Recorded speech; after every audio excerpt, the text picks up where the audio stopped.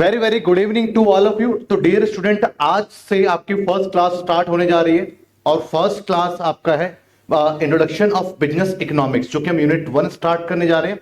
आपके एग्जाम में इसका 18 मार्क्स का वेटेज है। तो आइए स्टार्ट करते हैं। बहुत टेक्निकल सब्जेक्ट है ये आपका। आपके माइंड में क्वेश्चन है सर, इसमें थ्योरी है, न्यूमेरिकल्स है, डायग्राम है, बच्चे सब कुछ है। थ्योरी भी है, टेबल एंड डायग्राम भी है और न्यूमेरिकल भी है। तो आपके पास में सब कुछ आपको समझना होगा। बड़े टेक्निकल तरीके से आपको डायग्राम बनाना आना चाहिए। डायग्राम ऐसा नहीं कि आप रटा रटाया डायग्राम आप बना सकते हैं। तो हर एक चीज है, इसलिए इस सब्जेक्ट के अंदर आपको जो है ट्यूशंस की जरूरत आपको पढ़नी ही पढ़नी थी, जो कि आपने सही डिसीजन सही टाइम पे लिया भी। तो चलिए स्टार्ट करते हैं unit 1 introduction of business economics. तो बच्चों, फर्स्ट क्वेश्चन आप लोगों के माइंड में ये आया कि सर बिजनेस इकोनॉमिक्स आप जो सब्जेक्ट टीच कर रहे हैं, इसका बिजनेस इकोनॉमिक्स का मीनिंग क्या है? क्योंकि इंट्रोडक्शन कर रहे हैं तो आपको बिजनेस इकोनॉमिक्स का मीनिंग तो आपको एटलीस्ट पता होना चाहिए, और ये पार्ट ऑफ द सिलेबस भी है आपका। तो बच्चे के एग्जांपल से समझते हैं। तो पहला क्वेश्चन आपके माइंड में आया कि सर बिजनेस इकोनॉमी का मतलब क्या है, मीनिंग क्या है?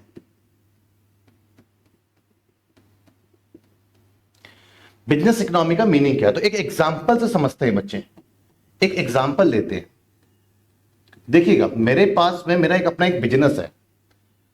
मेरा अपना एक बिजनेस है और इस बिजनेस में मैं कोई एक प्रोडक्ट को सेल करता हूं आप, और इस प्रोडक्ट का अपना एक प्राइस है बच्चे मार्केट पे। जिस प्राइस पे मैं इसको सेल करता हूं, प्राइस इसका बच्चे 10 रुपीज प्राइस है।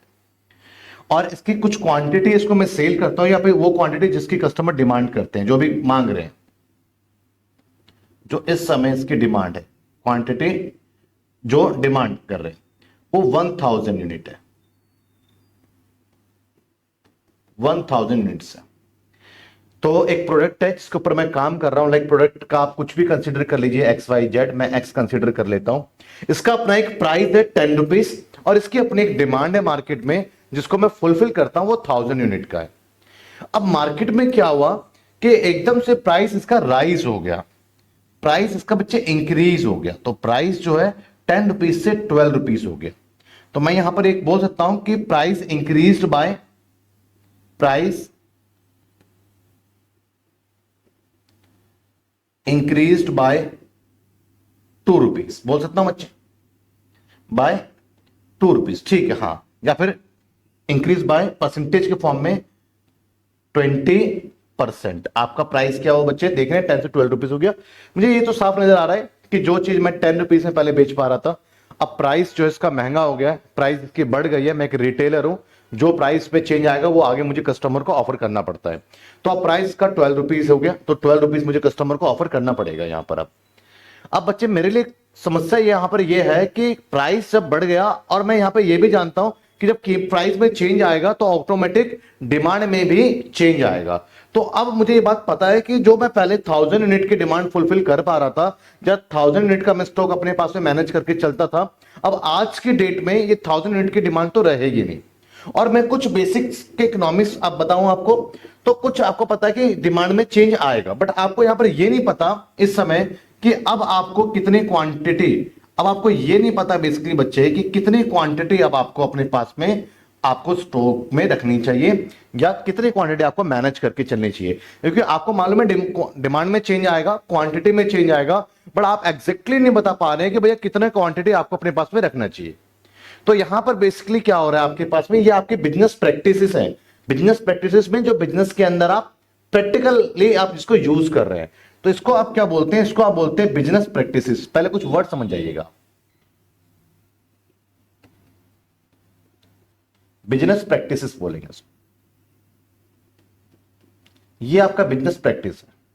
लेकिन अगर आपको बच्चे कुछ इकोनॉमिक थ्योरी के बारे में अगर आपको पता हो, इकोनॉमिक थ्योरी क्या कहता है बच्चे, तो उसको समझेंगे जरा आप। तो एक आपकी इकोनॉमिक थ्योरी होती है, एक इकोनॉमिक थ्योरी, जैसे कि आपको इकोनॉमिक थ्योरी में एग्जांपल लेते हैं, लॉ ऑफ डिमांड आपको पता होना चाहिए, इसे इकोनॉमिक थ्योरी बोलते हैं। क्लियर है बच्चे? आपने पढ़ा प्राइस इलास्टिसिटी ऑफ डिमांड,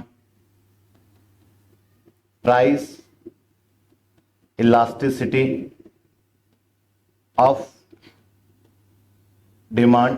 जरूरी नहीं है बच्चे कि इकोनॉमिक थ्योरी माइक्रो इकोनॉमिक्स से रिलेटेड होनी चाहिए। इकोनॉमिक थ्योरी है वो मैक्रो से भी आपके पास में रिलेटेड हो सकता है। नैश इक्विलिब्रियम हो सकता है आपके पास में इकोनॉमिक्स टू स्केल हो सकता है। तो जितनी भी थ्योरी आप लोगों ने पढ़ी है बहुत सभी सारे की सारी इकोनॉमिक थ्योरी है। मैं सबको नहीं लिखना चाहता हूं, मैं बेसिकली आपको बिजनेस इकोनॉमिक्स का यहां पर मीनिंग बता रहा हूं। उसमें से मैंने वो इकोनॉमिक थ्योरी को लिखा जो कि आपको पता है। मैं नैश थ्योरम लिख देता, फिर नैश थ्योरम को ही मैं समझाने में लग जाता, यहाँ पे बिजनेस इकोनॉमिक्स का मीनिंग हट जाता, गायब हो जाता एक तरीके से। तो यहाँ पे मैं आपको, मेरा जो है यहाँ पे कंसर्न आपके साथ में बिजनेस इकोनॉमिक्स को समझाना। बिजनेस इकोनॉमिक्स समझाने में मैंने यहाँ पर वो थ्योरी लिखी आपके सामने जो थ्योरी हर बच्चे को पता है, इसलिए मैं ये थ्योरी लिख रहा हूं, और जो कि मेरे इस एग्जांपल को, जो मेरा फॉर्म है बिजनेस है, उसको जो सेटिस्फाइड करेगा, इसलिए मैंने एक ऐसा एग्जांपल आपके सामने रखा है। बाकी बहुत सारे बिजनेस जो है, बहुत सारी इकोनॉमिक थ्योरी आपके सामने है। अब बच्चे like price elasticity of demand, law of demand के बारे में आप क्या जानते हैं? लॉ ऑफ डिमांड के बारे में आप सिंपल सी चीज ये जानते हैं कि जब प्राइस आपका इंक्रीज होगा तो डिमांड आपकी डिक्रीज हो जाएगी, और आप ये जानते हैं जब प्राइस आपकी डिक्रीज होगी तो डिमांड आपकी इंक्रीज होगी। एक तो ये जानते हैं। तो इस व्याप पर आप ये कह सकते हैं जब प्राइस आपका 20% इंक्रीज हो गया तो इतना तो मालूम है कि आपकी जो डिमांड है बेसिकली क्या होने वाली है, डिक्रीज होने वाली है। तो इस थ्योरी से आपको ये प्रैक्टिकल अपने बिजनेस पर आप अप्लाई कर सकते हैं कि भैया प्राइस इंक्रीज हुआ तो आपको मालूम है अब आपकी कमोडिटी की डिमांड क्या होने वाली है, कम होने वाली है। तो इतना तो आपको पता लग गया कि 1000 यूनिट जो पहले आप डिमांड फुलफिल कर रहे थे, या 1000 यूनिट की 1000 यूनिट की जो पहले आपके पास में डिमांड आ रहे थे, अब डिमांड आपके पास में 1000 यूनिट की नहीं आएगी, अब उससे कम की आएगी। लेकिन अभी भी आप यहां पर इस चीज में फंसे हुए हैं कि कितनी डिमांड आएगी वो नहीं पता। अब 1000 से तो कम डिमांड बच्चे 900 भी होता है, 800 भी होता है, 700 भी होता है, 650 भी होता है, 600, 500, 450, तो कम तो होगी, बट कितना कहां तक कम होगी? आपको स्टॉक भी तो उस हिसाब से मैनेज करके चलना है ना। आप ऐसे स्टॉक को, ऐसे प्रोडक्ट को आप सेल परचेस कर रहे हो जो कि ज्यादा ड्यूरेबल नहीं है, नॉन ड्यूरेबल है, तो आप ज्यादा रख भी नहीं सकते। क्लियर है? और कम रखोगे तो एकदम से आप अरेंज भी नहीं कर सकते, तो आपको कस्टमर को आपका लॉस हो जाएगा, कस्टमर चला जाएगा। तो आप यहां पर अभी भी कंफ्यूज बैठे हुए हैं कि भैया कितना स्टॉक आपने मैनेज करना है। तो आपको एक प्राइस इलास्टिसिटी ऑफ डिमांड होता है, वो क्या है, वो ईडी से रिप्रेजेंट करते हैं हम इसको। किससे? ईडी से। लाइक ईडी इक्वल्स टू 2 हो गया, तो इसका मतलब यह है कि प्राइस में जितने परसेंट चेंज आएगा उसका ट्वाइस, उसका डबल चेंज उसके डिमांड में आएगा। बेसिकली ईडी को नेगेटिव वैल्यू से भी हम रिप्रेजेंट करते हैं, ईडी को हम नेगेटिव वैल्यू से भी रिप्रेजेंट करते हैं। इसमें क्या है कि प्राइस में जितने परसेंट चेंज आएगा, जिस डायरेक्शन में चेंज आएगा, नेगेटिव मींस उसके अपोजिट डायरेक्शन में डिमांड में चेंज आएगा। और ईडी की वैल्यू 2 है, में प्राइस में जितना भी चेंज आया उसका ट्वाइस चेंज आपके डिमांड में आएगा। अगर ईडी की वैल्यू यहां पर बच्चे 1, यहां पे 3 होती, तो इसका मतलब है कि प्राइस में जितना चेंज आया तो उसके डिमांड में बेसिकली उसका 3 टाइम्स चेंज आएगा। जिस डायरेक्शन में प्राइस में चेंज आया उसका अपोजिट डायरेक्शन में चेंज आएगा। तो ये माइनस की वैल्यू बताता है कि अपोजिट डायरेक्शन में चेंज आएगा, और ये वैल्यू बताता है कि प्राइस में चेंज कितने टाइम्स आएगा। तो लाइक 2 आए, तो प्राइस में जो परसेंटेज चेंज हुआ उसके रिस्पेक्ट में ट्वाइस परसेंटेज चेंज उसके डिमांड में आएगा। तो यहां समझ में आ गया हमें, प्राइस अगर 20% बढ़ा तो फिर परसेंटेज चेंज इन क्वांटिटी क्या होने वाली है, परसेंटेज। मुझे इकोनॉमिक थ्योरी मालूम है, नहीं ये नॉलेज मुझे है पहले से, ये मेरी इकोनॉमिक थ्योरी है, मुझे मालूम है, मैंने इलास्टिसिटी डिमांड भी पढ़ा हुआ है, मैंने लॉ ऑफ डिमांड भी पढ़ा हुआ है, ये मेरी इकोनॉमिक थ्योरी है। मैं इसको कैसे अपने बिजनेस में यूज कर रहा हूं, तो मैं देख रहा हूं कि percentage change in quantity demand, quantity demand वो कितना होने वाला है बच्चे, 40%, क्योंकि ईडी डबल का मतलब है प्राइस में जितने परसेंट चेंज आया उसको ट्वाइस आपकी डिमांड में चेंज आएगा। 40% आपका डिमांड गिरने वाला है। अब 40% अगर आप डिमांड यहां पे बच्चे रिड्यूस कर दोगे तो 40% मतलब 400, तो एग्जैक्टली कितनी डिमांड अब आपकी आने वाली है, 600 यूनिट आपकी डिमांड आने वाली है। तो आप कितना स्टॉक मैनेज करोगे, आप 600 स्टॉक मैनेज करोगे। समझ में आ गया? तो आप देख रहे हो बेसिकली क्या ये, this is the integration of economic theory with the business practice. Clear है बच्चे? ये क्या है, ये एक इंटीग्रेशन। आपने क्या करा, आपने बच्चे अपनी इकोनॉमिक थ्योरी को आपने इंटीग्रेट कर दिया, आपने अप्लाई कर दिया किस पे, बिजनेस प्रैक्टिसेस पे। क्लियर है? आप इसको आप बोल सकते हैं कि आपने अप्लाई कर दिया अपने इकोनॉमिक थ्योरी को, या फिर आप ये भी बोल सकते हैं कि आपने बेसिकली क्या करा, इंटीग्रेटेड कर दिया। इसलिए आपके पास में यहां पर क्या करा आपने, integration of the economic theory with the business practice. तो यहां पर बेसिकली आपने इंटीग्रेशन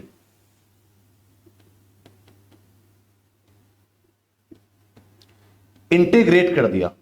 तो आपको समझ में आया कि भैया बिजनेस इकोनॉमिक्स क्या है। जो आपके पास में अपनी एक इकोनॉमिक थ्योरी है, जो आपने पढ़ा, जो सूझबूझ आप लेकर के आए, जो आपके अंदर एक समझ आई है, उस इकोनॉमिक थ्योरी को बेसिकली आप अप्लाई कर दो अपने बिजनेस प्रैक्टिसेस के ऊपर। क्लियर है बच्चे? या फिर अप्लाई करना या उसको इंटीग्रेट कर देना, जोड़ देना, इंटीग्रेशन कर देना। क्लियर है बच्चे? अपने बिजनेस प्रैक्टिसेस के ऊपर आप कर रहे हैं। क्यों कर रहे हैं? ताकि आपको जो है बेस्ट रिजल्ट आए। क्लियर है बच्चे? आप अच्छे से डिसीजन ले पाए, इसलिए तो आप अपने इकोनॉमिक थ्योरी को बिजनेस प्रैक्टिसेस में अप्लाई कर रहे हैं। This is called business economy. Business economy. Clear है? अब देखिए इसके मीनिंग पे जरा आते हैं। मीनिंग क्या है? अब एक एक चीज समझ में आएगी आपके पास में। Business economics is the, business economics के बारे में बात कर रहा हूं, is the integration of economic theory. एक तो क्या हो गया? एक इकोनॉमिक थ्योरी हो गया, और किसके साथ में? With business practice. समझ में आया बच्चे?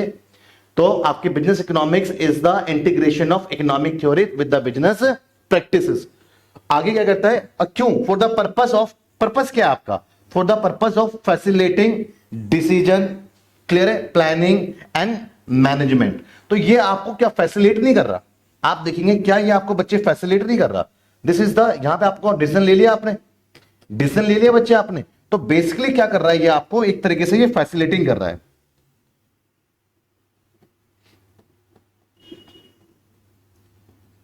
फैसिलिटेटिंग कर रहा है आपको किस चीज में कर रहा है? आपको डिसीजन लेने में कर रहा है, प्लानिंग करने में कर रहा है, मैनेजमेंट में कर रहा है। क्लियर है बच्चे?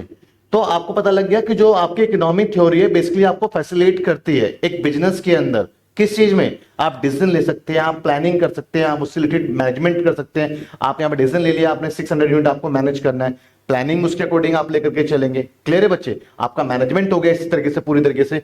तो ये आपके पास में पूरा का पूरा क्या है? ये है आपके पास में डेफिनेशन ऑफ बिजनेस इकोनॉमिक्स, जो कि क्या कहता है आपका? जो कहता है आपका business economics is the integration of economic theory with business practices for the purpose of facilitating decision making, planning and management. Clear है बच्चे? समझ में आया आपको? क्लियर है? तो बता मैनेजमेंट। सही बच्चे बताए पहले यहां तक चीजें समझ में आई? इतने से डेफिनेशन समझ में आई आपको एक एग्जांपल से? कोई डाउट है किसी बच्चे को तो पूछेंगे। क्लियर है बच्चे? ठीक है, आगे बढ़ते हैं हम। तो मीनिंग के बाद बच्चे अब आपको समझ में आ गया, जो आपका सब्जेक्ट है बिजनेस इकोनॉमिक्स है, तो बेसिकली इसमें क्या होने वाला है? जो भी आप इकोनॉमिक थ्योरी को पढ़ रहे हैं, तो उसको किस तरीके से हम अपने बिजनेस में इंप्लीमेंटेशन करेंगे, किस तरीके से उसको बिजनेस में हम अपने अप्लाई करेंगे। और ये जो आपके पास में जो फैसिलिटेटिंग कर रहा है ये economic theory, this is called business economics, जो कॉम्बिनेशन है इसका पूरा। अब बच्चे आगे आपके सामने क्वेश्चन आता है, what is the feature of business economics? Business economics की फीचर्स क्या है, उसकी विशेषताएं क्या है?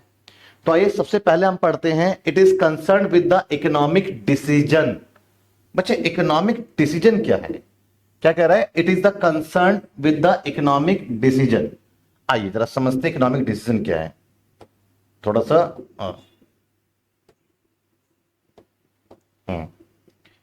एक वर्ड आया, जरा वर्ड को समझते हैं बच्चे।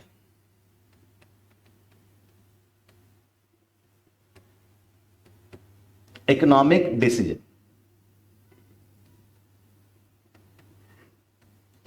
इकोनॉमिक डिसीजन होता क्या है बच्चे?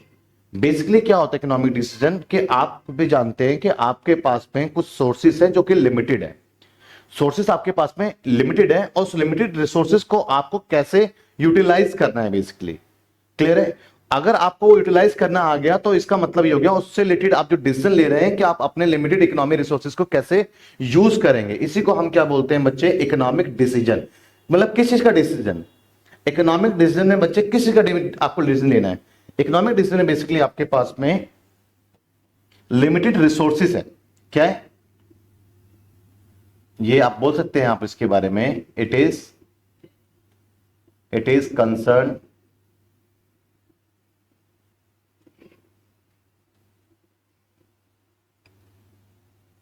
विद, किससे कंसर्न करता है? allocation of लिमिटेड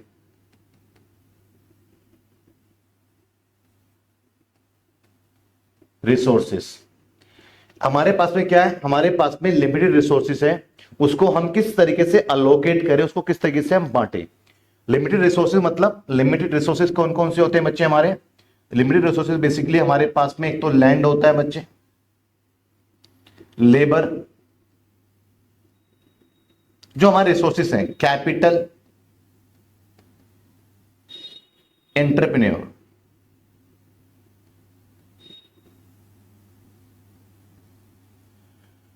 क्लियर है? ये हमारे पास में चार रिसोर्सेस हैं। रिसोर्सेस का मतलब यही होता है कि जिनकी हेल्प से आप प्रोडक्शन करते हैं, और आपके किसी भी कम्युनिटी का या किसी भी सर्विसेज का अगर आप प्रोडक्शन करते हैं तो आपके ये चार रिसोर्सेज ही लगते हैं। फॉर एग्जांपल इस समय मैं एजुकेशन आप दे रहा हूं आपको, मैं सर्विसेज प्रोड्यूस कर रहा हूं, तो क्या मैं लैंड यूज कर रहा हूं, यहां पे मैं खड़ा होकर पढ़ा रहा हूं?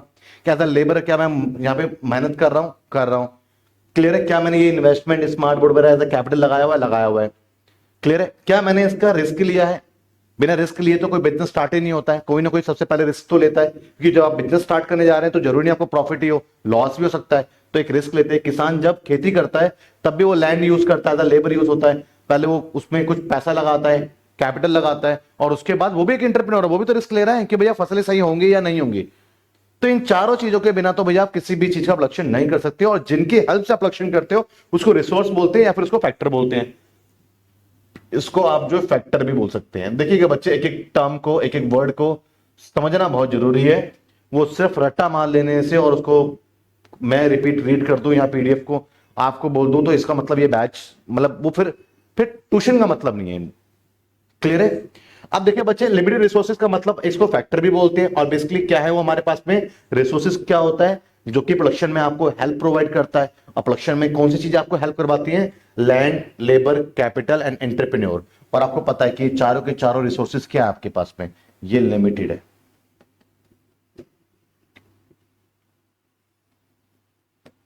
ये चार रिसोर्सेज क्या आपके पास है बच्चे? लिमिटेड है। लिमिटेड किसे कहते हैं आपको पता है ना? जिसकी डिमांड ज्यादा हो उसकी सप्लाई से, मतलब जितना लैंड अवेलेबल है उससे ज्यादा उसकी डिमांड ही है, जितनी लेबर अवेलेबल है उससे ज्यादा उसकी डिमांड है। आपको नहीं सर ऐसा तो नहीं है, तो फ्री में बताओ लेबर कहां आपको मिल जाएगा? क्लियर है? एंटरप्रेन्योर, जितने अवेलेबल है उससे ज्यादा उसकी डिमांड है, तो जिसकी डिमांड उसकी सप्लाई से ग्रेटर होती है, इसका मतलब स्केर्सिटी है, वहां पर उसकी प्राइस डेवलप होती है। तो इन चारों की अपनी एक प्राइस होती है, कोई कुछ ना कुछ, तो इसलिए चारों को चारों के आपके पास में लिमिटेड रिसोर्सेज हैं। अब आपके पास में रिसोर्सेज तो लिमिटेड है, और आप यहां पर कंफ्यूज हैं पूरी तरीके से कि भैया आप इससे किस चीज का, इस लिमिटेड रिसोर्सेज को कहां लगाएं? आप कंज्यूमर गुड्स पे लगाएं, आप कंज्यूमर गुड्स पे लगाएं, लाइक ब्रेड, बटर, इन चीजों पे लगाएं जो कंज्यूमर को डायरेक्टली सेटिस्फाइड कर देती हैं। लाइक आपने मिल्क आपने ड्रिंक किया तो मिल्क आपने फील करा, डायरेक्टली आपको सेटिस्फाइड कर रही है। क्लियर है? अब आप बोलेंगे सर कंज्यूमर गुड्स क्या होता है? Which satisfied directly consume, which directly satisfied to the consumer. तो आपको हर एक चीज की मीनिंग है, तो पता लगा आपको कंज्यूमर गुड्स क्या होता है। एग्जांपल से मैं कह देता हूं,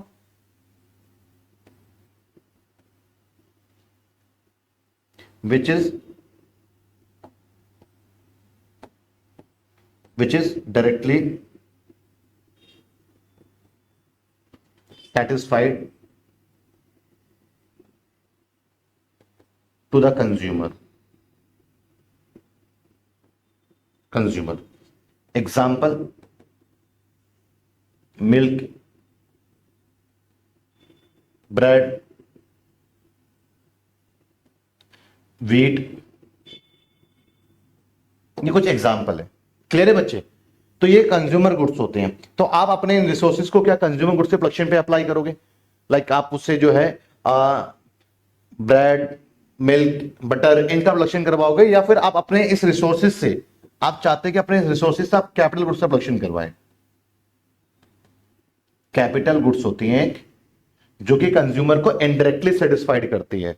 लाइक आपने गन्ने का जूस, अभी गर्मियों का मौसम चल रहा है, आपने पिया होगा, वहां देखा होगा आपने, वो जो गन्ना है वो कंज्यूमर गुड्स है, और जो मशीन है वो बेसिकली क्या है? वो कैपिटल गुड्स है।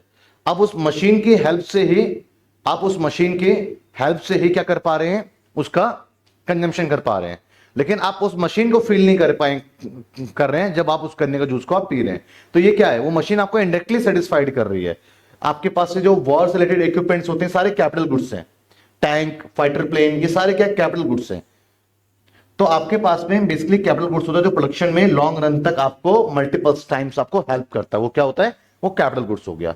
तो क्या आप अपने इन लैंड, लेबर, कैपिटल और एंटरप्रेन्योर को कंज्यूमर गुड्स पे ट्रांसफर करेंगे, या फिर अपने लिमिटेड रिसोर्सेज को आप कैपिटल गुड्स पे डालेंगे? तो कैसे अपने लिमिटेड रिसोर्सेज को आप जो है अलोकेट करें, कैसे इसको बांटें इनके बीच में, इस तरीके के डिसीजन लेने को। अब हो सकता है कि भैया आपके पास एक पीसफुल कंट्री है, न्यूजीलैंड टाइप की कंट्री है आपके पड़ोसी बहुत अच्छे हैं, कोई दीवार कोई आपके पास में जो है उसको फेंसिंग करने की नीड नहीं है, सिंपल आपने जो है एक लाइन आपने जमीन पे खींच दी और वही उसका बॉर्डर हो गया, लोग अच्छे से उसको फॉलो करते हैं। पीसफुल कंट्री है, सारे नेबर्स आपके बहुत अच्छे हैं। तो उस सिचुएशन में तो मेरा मानना है कि आपको ये डिसीजन लेना चाहिए कि आपको अपने जो limited resources, land, labour, capital, entrepreneur है, उन सबको आपको एक मैक्सिमम को, सबको तो नहीं कह सकते, मैक्सिमम आपको कंज्यूमर गुड्स पे आपको लगा देना चाहिए। लेकिन जैसे इंडिया जैसी कंट्री जहां पे इसके जो है नेबर्स हैं, ये इसके दुश्मन है, लाइक चाइना है, पाकिस्तान है, बांग्लादेश है, तो ऐसे देशों में तो मेरा मानना है कि कंज्यूमर गुड्स का प्रोडक्शन करना तो जरूरी है ही, क्योंकि उसके बिना तो भाई हम सर्वाइव कर ही नहीं सकते हैं। लेकिन हमें अपने रिसोर्सेज का एक अच्छा खासा पार्ट कैपिटल गुड्स के प्रोडक्शन पे भी लगाना चाहिए, जिससे कि हम वेपन्स, फाइटर प्लेन, इन सब चीज का प्रोडक्शन, मिसाइल, इनका प्रोडक्शन हम कर सके।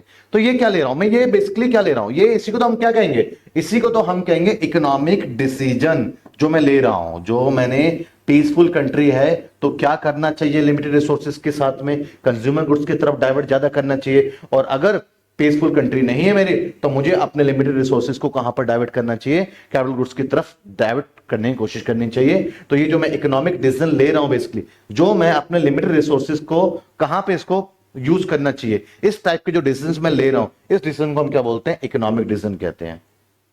क्लियर है बच्चे, समझ में आया आपको? इसे क्या बोलेंगे आप, इकोनॉमिक डिसीजन। और सिर्फ आपको इस लेवल पे नहीं, एग्जांपल के लिए आपके फादर रिटायर हुए, उनके पास में पैसा है, अब वो सोच रहे हैं कि भैया उस पैसे का क्या करना है, क्या एफडी करवा दें जिससे कि हर महीने जो है इंटरेस्ट आता रहे, क्या उस पैसे से कहीं पर कोई प्रॉपर्टी ले लें जहां से रेंट आता रहे। मतलब कि उनके पास में वो लिमिटेड पैसा ही है, वो एफडी भी करवा लें बहुत ज्यादा, वो बहुत प्रॉपर्टी भी खरीद लें, ऐसा तो नहीं होने वाला है। उनके पास में भी लिमिटेड रिसोर्सेज है, तो उसका अलोकेशन कैसे करें, वो कहां पर आप उसको अलोकेट करें जिससे कि उनको बेस्ट रिजल्ट मिले। इकोनॉमी भी चाहते हैं उसको बेस्ट रिजल्ट मिले। क्लियर है? इस तरीके के डिसीजन लेने को हम इकोनॉमिक डिसीजन कहते हैं। क्लियर है बच्चे, समझ में आया? कोई डाउट किसी बच्चे को? क्लियर है? अब एग्जाम्पल के लिए आपके लिए लड़की देख रही है पापा जी को, पिताजी को, है ना? तो कौन सी लड़की देखे कैसे, ये इकोनॉमिक डिसीजन का पार्ट नहीं है। क्लियर है बच्चे? वो कोई आप उनके लिमिटेड रिसोर्सेज ऐसे नहीं हो, क्लियर है, जिसको बेस्ट यूटिलाइज करना चाहते हैं, ऐसा भी नहीं है। क्लियर है बच्चे? तो बेसिकली आपके पास में ये एक समझ में आया कि इकोनॉमिक डिसीजन क्या है आपके पास में। तो आपको समझ में आया कि एक इकोनॉमिक डिसीजन होता है बच्चे, और उस इकोनॉमिक डिसीजन को हम बेसिकली क्यों यूज करते हैं, जिससे कि हम बेस्ट रिजल्ट को अचीव कर पाए, एक बिजनेस के गोल को अचीव कर पाए। तो फीचर ऑफ बिजनेस इकोनॉमिक्स क्या है, अब मैं इसके मीनिंग पे आता हूं। It is concern with the economic decision. ये किससे रिलेटेड होता है, बिजनेस इकोनॉमिक्स किससे रिलेटेड होता है, पूरा पूरा का पूरा बिजनेस इकोनॉमिक्स आप देखोगे ना, ये किससे कंसर्न करता है, ये इकोनॉमिक डिसीजन इसमें आपको देखने को मिलेगा। क्लियर है? बार बार पे, हर बात पे आप इकोनॉमिक डिसीजन लेते हुए मिलेंगे, अपने लिमिटेड रिसोर्सेज को आप कैसे अलोकेट करें जिससे आपको बेस्ट रिजल्ट अचीव हो, या आपको आपका गोल अचीव हो। हर चैप्टर में आप देखेंगे, हर टॉपिक में देखेंगे, यही मुद्दा होगा। रिसोर्सेज लिमिटेड है, इसको बांटे कैसे, अलोकेट कैसे करें जिससे हमें बेस्ट रिजल्ट मिले, हर जगह हमारे सामने ये रहने वाला है। तो ये फीचर ऑफ बिजनेस इकोनॉमिक्स है, मतलब बिजनेस इकोनॉमिक्स में क्या क्या चीज देखने को मिलेंगी। तो it is concern with the economic decision making. It means business economics deals with the identification of the economic choice. Clear है बच्चे? आइडेंटिफिकेशन ऑफ इकोनॉमिक चॉइस मतलब कि मेरे पास आइडेंटिफिकेशन मतलब कि आइडेंटिफाई करना, पहचान करना। आप जानते हैं आइडेंटिफिकेशन में आइडेंटिफाई करना, पहचान करना। तो हमारे पास में क्या क्या इकोनॉमिक चॉइस है उसको पहचान करता है। क्लियर है? जैसे मैंने बताया ना कि फादर जी रिटायर हुए, उनके कुछ उनको रिटायरमेंट का एक पैसा मिला, तो उनको सबसे पहले देखना पड़ेगा, उनको सबसे पहले आइडेंटिफिकेशन करना पड़ेगा कि उनके पास में क्या क्या चॉइस है, कि उनके वो जो है म्यूचुअल फंड करवा सकते हैं, स्टॉक एक्सचेंज के अंदर लगा सकते हैं, वो बैंक में एफडी करवा सकते हैं, हर मंथ का इंटरेस्ट स्कीम में डाल सकते हैं, वो प्रॉपर्टी ले सकते हैं। क्लियर है बच्चे? तो उनके पास में क्या क्या चॉइस है, इस सबसे पहले आपको आइडेंटिफाई करना पड़ेगा। आपको सारे ऑप्शन देखने पड़ते हैं, ढूंढते हो ना किस पैसे का क्या क्या यूज हो सकता है। Identification of the economic choice, इसी को क्या बोलते हैं हम, इकोनॉमिक चॉइस कहते हैं। इसको फर्स्ट ऑफ ऑल आप आइडेंटिफिकेशन करते हैं क्या क्या कैसे इकोनॉमिक चॉइस है, and allocation the scarce resources. उसके बाद आपने जो चॉइस को आइडेंटिफिकेशन करा कि भैया ये चॉइस है, और उस चॉइस के बाद आप क्या करेंगे कि जो आपके पास में लिमिटेड रिसोर्सेज है, लाइक वो जो पैसा है, उस पैसे को सही तरीके से अलोकेट करेंगे। कुछ एफडी में डाल देंगे, कुछ मंथली इंटरेस्ट आपका आता है उसमें डाल देंगे, और कुछ आप ऐसा स्टॉक एक्सचेंज या म्यूचुअल फंड में इन्वेस्ट कर देंगे, कुछ पैसा शायद आप प्रॉपर्टी में इन्वेस्ट कर दें। तो बेसिकली आपको उसके बाद पहले आपको आइडेंटिफिकेशन करना पड़ेगा कि आपके पास में कौन कौन सी इकोनॉमिक चॉइसेस हैं, कौन कौन से ऑप्शंस हैं, और उस ऑप्शन के बाद आपको पास में जो लिमिटेड रिसोर्सेज है इसको अलोकेट करना होगा। क्लियर है?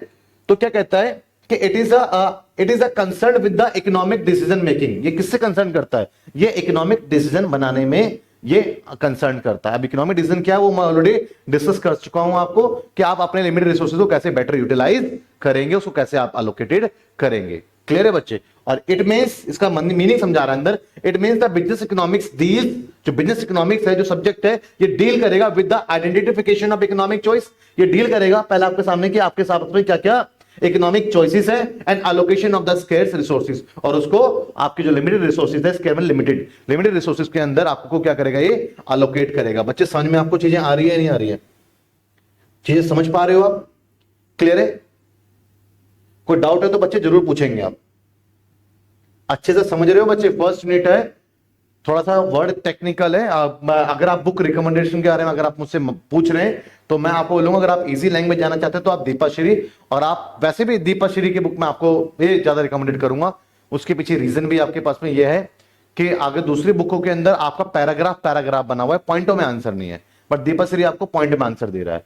अदरवाइज आपको कुछ भी लेने की जरूरत नहीं है, जो पीडीएफ है मेरा यही पढ़ लो बच्चे, ये इनफ है आपके लिए। क्लियर है? कुछ भी लेने की जरूरत नहीं है, आप सारा मटेरियल वैसे वहां से पढ़ नहीं पाओगे, जो मैं बता रहा हूं आपको वही पढ़ना है आपने अपने बिजनेस इकोनॉमिक्स के लिए। तो यहां से बता रहा हूं आपको, ये पढ़ो, कुछ भी मैं छोड़ूंगा नहीं। जो आपका सिलेबस का पार्ट है उसका 1% का 0.00001% भी मैं आपका सिलेबस का पार्ट मिस नहीं करने वाला। तो जो सिलेबस का पार्ट है आपके एग्जाम में उस सिलेबस में से आएगा। तो 100% जब सिलेबस कवर कर रहा हूं तो उस 100% सिलेबस की पीडीएफ भी मैं आपको अवेलेबल करवा रहा हूं, तो वही उसमें से आना है। तो इधर उधर आपको नहीं जाने की जरूरत है। लास्ट मोमेंट पे जब शिवदास अपना जो है 10 ईयर लॉन्च करेगा, 10 ईयर में तो लास्ट ईयर क्वेश्चन ही डाल पाएगा, क्योंकि उससे पहले तो ये था नहीं आपके सब्जेक्ट्स में, बट वो भी एक अपने तरह से इंपॉर्टेंट क्वेश्चंस और बाकी चीजों को चैप्टर वाइज लगाते हैं। तो एक बार उसको गो थ्रू कर जाएंगे, जो कि इन पीडीएफ में से वो मैच करेगा। हाँ जी बच्चे, आगे हम बात करते हैं, it is goal oriented and prescriptive. बच्चे प्रिस्क्रिप्शन क्या होता है? डॉक्टर लिखते थे आज तक, तो प्रिस्क्रिप्शन डॉक्टर ही लिखते हैं आपको प्रिस्क्रिप्शन, ये दवाइयां जाके ले आओ। अब जो डॉक्टर ने प्रिस्क्रिप्शन दिया है तो आप उसमें अपना दिमाग लगाते हो, या फिर जो डॉक्टर ने बोला है सीधा वही करना होता है आपको सीधा वही करना होता है, उसमें अपना कोई दिमाग आप नहीं लगाते हो। तो सिर्फ डॉक्टर एक पेशेंट को जिस तरीके से दवाइयां लिखता है,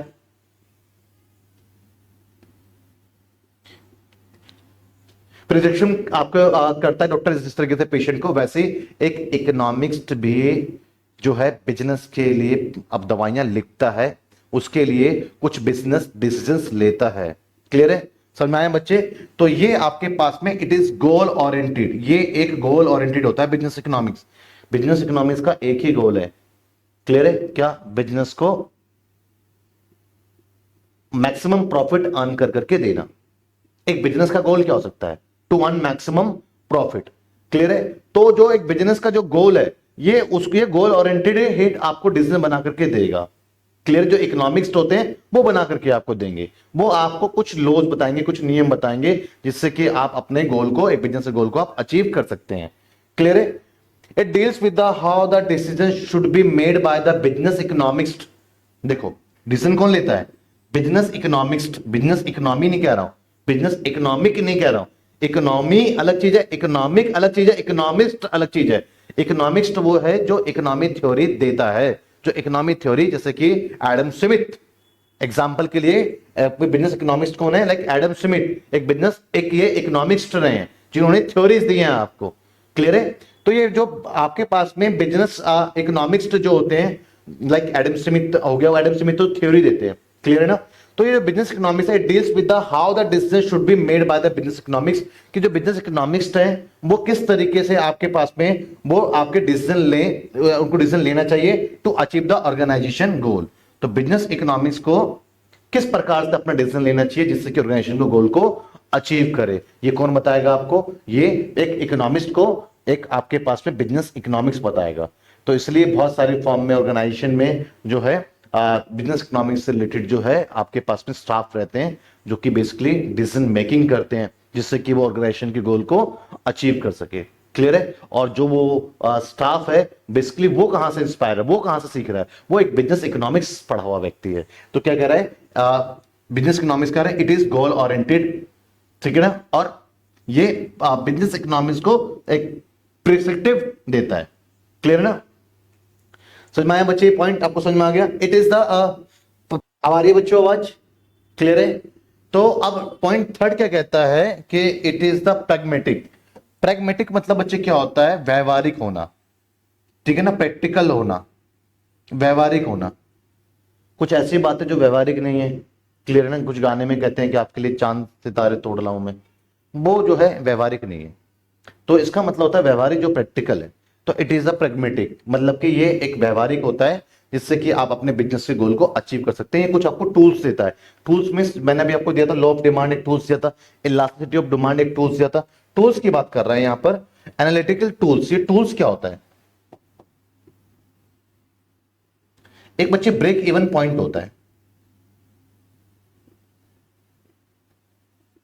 break even point, break even point वो होता है जहां पे आपको नहीं तो प्रॉफिट हो रहा होता है और ना ही आपको लॉस हो रहा होता है। तो जब आप एक फर्म स्टार्ट करते हैं तो आप सोच रहे हैं कि आप एक पार्ले जी को 4 रुपए में बना करके 5 रुपए में बेच देंगे और आपको लग रहा है कि यहां पर आपने 1 रुपए का प्रॉफिट कमा लिया, तो आप यहां पे गलत हैं। क्यों? क्योंकि आपने बहुत सारा फिक्स कॉस्ट भी इन्वेस्ट किया हुआ है। आपने उससे अब देखा 4 रुपए आपका वेरिएबल कॉस्ट आया, 5 रुपए में वो निकाल लिया और 1 रुपए आपको प्रॉफिट नजर आ रहा है। लेकिन क्या आपने सोचा कि जो आपने इस फैक्ट्री में इतना पैसा लगा रखा है, मशीन में पैसा लगा रखा है, वो भी तो आपका कॉस्ट है। तो एक फर्म को सबसे पहले जब बिजनेस स्टार्ट करता है तो वो डिसीजन लेना पड़ता है कि यार कम से कम मैं कितना यूनिट का प्रोडक्शन करूं जिससे कि मेरा कॉस्ट रिकवर हो।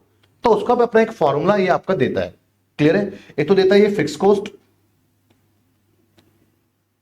फिक्स कॉस्ट कितना लगा। उसके बाद वो देखता है कि भैया प्राइस क्या है इसका, और प्राइस के बाद देखता है ये फिर वेरिएबल कॉस्ट क्या है। मैं एक एग्जांपल समझाता हूं। मान के चलिए मैंने 1 लाख रुपए का प्लांट एंड मशीनरी में खर्च करा, ये मेरा फिक्स कॉस्ट है, ठीक है? और मैं जिस गुड्स को बेच रहा हूं, प्रोडक्ट को बेच रहा हूं, उसका जो प्राइस है वो 5 रुपए है, और जो उसका वेरिएबल कॉस्ट जो उसको बनाने बनाने में जो खर्चा आया वो कितना है? 4 रुपए। तो देख रहा हूं मैं बेसिकली मेरे पास में प्राइस अपॉन में वेरिएबल कॉस्ट। तो 1 यूनिट पे मेरे को कितने का प्रॉफिट हो रहा है? 1 रुपए का प्रॉफिट हो रहा है। लेकिन मुझे कॉस्ट रिकवर करनी है कितनी? 1 लाख रुपए। तो 1 लाख रुपए मुझे कॉस्ट रिकवर करनी है, जबकि 1 यूनिट से तो मैं 1 रुपए ही रिकवर कर पा रहा हूं। तो 1 लाख के लिए मुझे 1 लाख यूनिट कम से कम बनाना पड़ेगा, 1 लाख यूनिट बनाना पड़ेगा। तो ये मेरे पास में क्वांटिटी आ गई जो कि ये बताता है कि मुझे एटलीस्ट कितना प्रोडक्शन करूं मैं जिससे कि मेरा जो है कॉस्ट वो रिकवर हो। अब इसके बाद की जो चीज बेचूंगा ना मैं, तब मुझे प्रॉफिट होना चालू होगा। तो जो ये फॉर्मूला दिया है बेसिकली क्या है? ये एनालिटिकल टूल्स ही तो है जिससे कि आप एनालाइज कर रहे हो कि आपको कितने यूनिट का प्रोडक्शन आपको करना चाहिए। बात समझ रहे हैं बच्चे? देखिए एक एक चीज आएगी तो मैं आपको एक एक चीज पूरा खोल खोल के बताऊंगा। मैं तो एक ब्रेक इवन पॉइंट के ऊपर मैं 10 दिन बोल सकता हूं। क्लियर है? तो लेकिन उतना ही मैं आपको डिलीवर करूंगा जितना कि आपको इस चीज की रिक्वायरमेंट है, आपके कंटेंट को इसकी रिक्वायरमेंट है। एक एक चीज की डेफिनेशन है देखा जाए तो। क्लियर है? आपको समझ में आया कि ये आपके पास में एनालिटिकल टूल्स क्या होते हैं? ये बात बच्चे क्लियर है कि एनालिटिकल टूल्स आपके कौन कौन से होते हैं? उसमें से एक एग्जांपल ले लिया मैंने। तो क्या कह रहा है कि एक व्यवहारिक है, एक प्रैक्टिकल है, जिसमें आप अपने एनालिटिकल टूल्स को अप्लाई कर करके और आप अपने बिजनेस डिसीजन को अचीव करते हो, आप अपने बिजनेस गोल को अचीव करते हो। तो it deals with the those analytical tools, आप उन सारे एनालिटिकल टूल्स को आप जो है उसके साथ में डील करते हो which help in the improving decisions, जिससे कि आप बेटर डिसीजन ले पाओ। समझ में आया बच्चे? तो बिजनेस इकोनॉमिक्स के अंदर क्या क्या चीज देखने को मिलती है? It is concern with the economic decision, mean property of या फीचर ऑफ बिजनेस इकोनॉमिक्स में। तो ये क्या है? ये किससे कंसर्न है बिजनेस इकोनॉमिक्स? ये इकोनॉमिक डिसीजन से कंसर्न है। अब इकोनॉमिक डिसीजन क्या होता है? ऑलरेडी मैं आपको बता चुका हूं आपके पास में कि इकोनॉमिक डिसीजन में बेसिकली आपको दो चीजें देखना पड़ता है कि आपके पास में first of all economic choices क्या क्या है, या फिर with identification of the economic choice, उसको पहचानना पड़ता है। उसके बाद अपने लिमिटेड रिसोर्सेज को उसमें अलोकेट करना होता है इस, और आपको कितना रिसोर्सेज आपने कहां पे लगाना है, इस तरीके के डिसीजन को ही हम क्या बोलते हैं? इकोनॉमिक डिसीजन बोलते हैं। क्लियर है बच्चे? समझ में आया आपको? ये बात क्लियर है? उसके बाद it is the goal oriented and prescriptive. Prescriptive मतलब जो इकोनॉमिक्स ने बोल दिया है उसको अपने बिजनेस पे अप्लाई करो और अपने बिजनेस के गोल को अचीव कर लो। तो प्रिस्क्रिप्शन जैसे डॉक्टर जो बोलता है उस दवाई को फॉलो करो, उसी तरीके से जो इकोनॉमिक्स बोल रहा है उसको, उस प्रिस्क्रिप्शन को आप लो और अपने बिजनेस के गोल को अचीव कर लो। तो बिजनेस इकोनॉमिक्स कुछ उसी प्रकार से है। इसके बाद इट इज द ये एक व्यवहारिक है, प्रैग्मेटिक है। अब व्यवहारिक होने का मतलब कि इसमें कुछ एनालिटिकल टूल्स आपको दिए गए, उस टूल्स को आप यूज करके अपने बेटर डिसीजंस को ले सकते हो। तो मैंने आपको यहां पर पूरी तरीके से अच्छे तरीके से एक एक चीज आपको क्लियर कर दिया। देखो एक पेज को पढ़ाने में ही 40 मिनट के आसपास का समय लग गया। क्लियर है ना?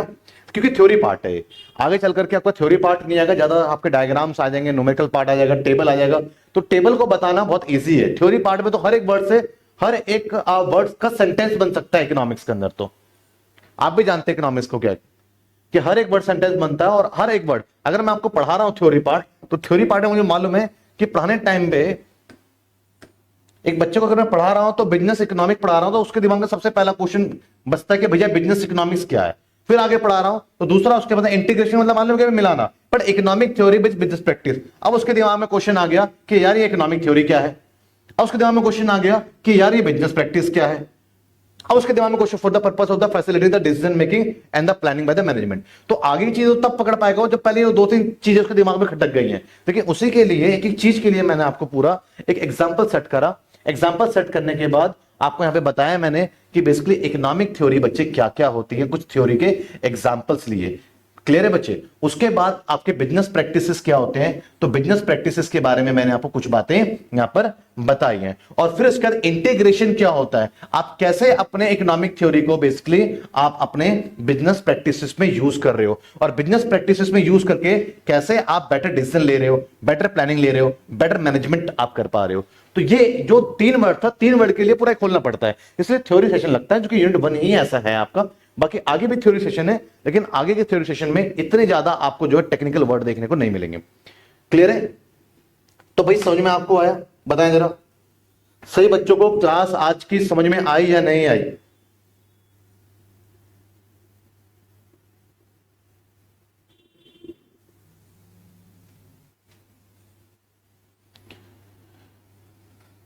चलो बच्चे क्लास के फीडबैक देंगे। फीडबैक किस पे देंगे आप क्लासेस का? अपने क्लासेस का फीडबैक जो है आपके पास में एक आपका कम्युनिटी चैट होता है, वो हमारे लिए बहुत मैटर करता है। जब आप फीडबैक देते हैं या फिर और दूसरे कम्युनिटी चैट होते हैं यहाँ पे खासकर, जिसमें कि आप दूसरे सब्जेक्ट्स के अंदर भी हैं, वहां पे और भी बहुत सारे स्टूडेंट्स हैं, वहां पे अगर आप फीडबैक देते हैं तो वो एक तरीके से हमारी मेहनत का असली जो है रिवॉर्ड होता है। ठीक है बच्चे? तो फिर अब मिलते हैं हम यहाँ पे। इतना आज की फर्स्ट क्लास है, इतना ठीक है। कुछ बच्चों का भी एग्जाम कल एग्जाम है, तो इसलिए मैं ज्यादा अभी कंटेंट निकालूंगा नहीं आगे। नेक्स्ट क्लास में समझेंगे nature of the business economics, बड़े अच्छे समझेंगे।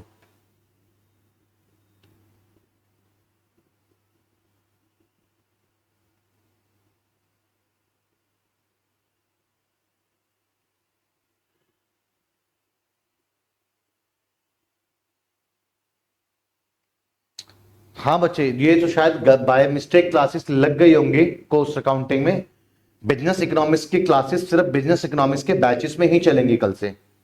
जो नेक्स्ट क्लासेस होंगी वो सिर्फ और सिर्फ एक, चलो ठीक है, क्लास शायद इसलिए भी आपकी लगी होंगी ताकि एक डेमो हर बच्चा जो है फीस देने से पहले, सबमिट करने से पहले कोर्स लेने से पहले एक उसका हक बनता है कि वो पहले डेमो तो देख ले कि उसके लिए क्लासेस वर्थ इट है या नहीं है।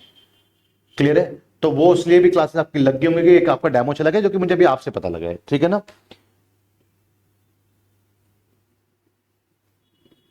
मिलते हैं बच्चे फिर नेक्स्ट क्लासेस में। थैंक यू जी, थैंक यू सो मच।